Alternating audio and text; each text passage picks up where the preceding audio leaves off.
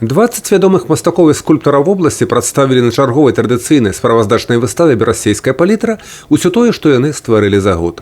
Гэта жывапіс, графіка, дэкаратыўна-прыкладное мастацтва, скульптура, усяго 60 разнастайных работ. Это выставка высокого уровня, представлены работы профессиональных художников нашего Белорусского союза художников, как новые работы, так и те, которые уже радовали посетителей, жителей города. И они, безусловно, очень порадуют всех, как гостей города, коих и немного, к сожалению, но они есть, я надеюсь, ну и жители нашего города. Мало мероприятий и высокий уровень тех, которых немного осталось, поэтому, безусловно, на знак.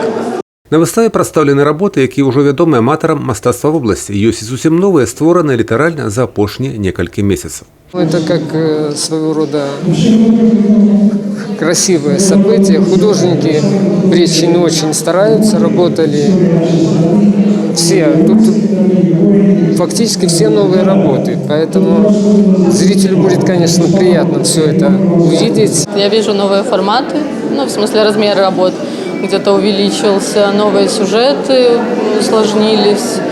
И позитивные, добрые работы. Я все-таки показала свои самые яркие впечатления от путешествий прошлого года. Это Венеция, Амстердам.